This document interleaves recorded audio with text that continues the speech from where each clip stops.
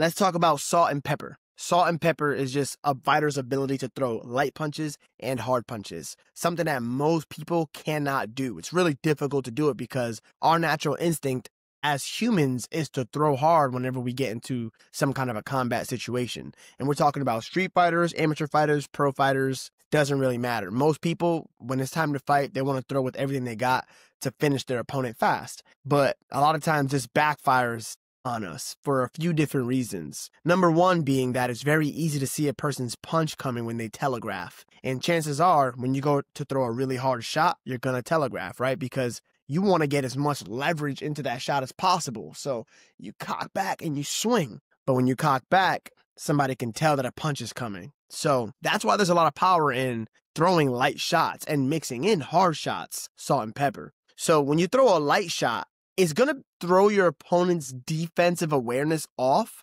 because there's no tells. There's no telegraphing going on. For me, especially, I'm a defensive fighter and my whole game is based on defense. And me personally, like if I'm sparring with someone or I'm fighting with someone who throws light shots, that is hella annoying. That's like the worst thing because then they become more of like a volume puncher. They're throwing these light shots and it's hard to see it coming because they're not loading up on it. It's almost like for someone like me, I prefer you to be more angry and trying to throw harder punches because then I can see all your shots better. Whereas if you're just, flicking your hands out there, it's hard to see them coming. For example, look at Terrence Crawford versus Canelo Alvarez the other day. Terrence Crawford, he throws these little whipping jabs and these whipping light combos that he's not putting much power into, but he's putting enough power into him for him to get respect from Canelo at the same time. So that's kind of really where you want to be at. You want to figure out how to throw punches that can do damage while at the same time you didn't really put too much killer intent behind them, because it's the killer intent that gives you away, that tells your opponent, hey, I'm throwing a hook from behind, or I'm throwing a lead hook, or whatever punch it is that you want to throw. So here's some of the benefits too to throwing light shots. A lot of times if you're throwing nothing but hard shots, it's going to gas you out, right? How many hard shots do you have in you until you burn out? And it doesn't matter what kind of shape you're in. You could be Floyd Mayweather, you could be Merab, you could be anybody in this world. If you throw nothing but bombs at 100%, you're going to gas out. You're human. We're just humans. That's why you have to pace yourself. Whenever you see people run a marathon, no one's sprinting a marathon.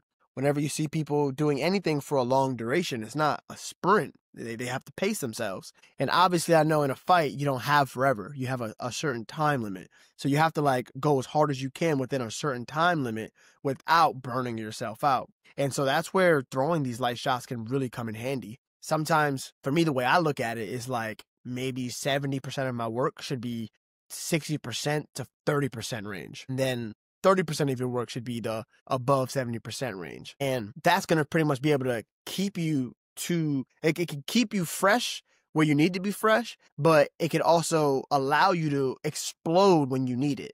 As opposed to, let's say in the first round, you come out there and you're throwing bombs the whole first round. And now maybe you hurt them at the end of the first or something like that, or hurt them at the end of the second, and you don't have enough energy to finish them.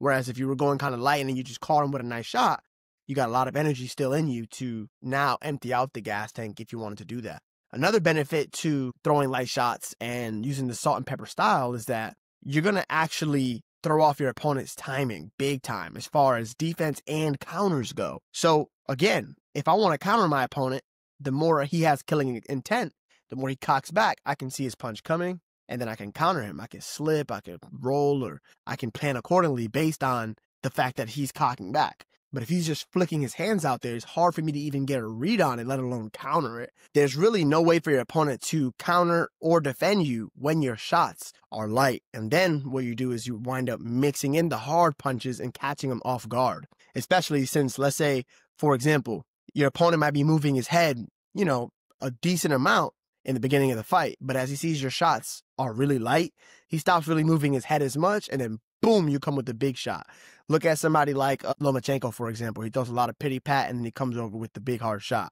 So that's what salt and pepper is really going to do for you. You need to start mixing that into your game, because if you mix that in, you're going to be able to reserve your cardio. You're going to be able to throw off your opponent's ability to defend himself and to counter you. definitely something that you need to add into your game, and it's not easy because it requires you to be calm and relaxed. If you are somebody who gets easily triggered by getting hit hard, it's going to be really difficult for you to keep the punches light because you're just going to want revenge. Oh, I got to throw a hard shot back. So you have to just be like a duck, let the water just roll right off the feathers of your back or whatever the case. So, yeah, guys, give that a try. And if you guys want to try one of my training sessions, I'm going to put the links right down in the bio. Make sure to like and subscribe.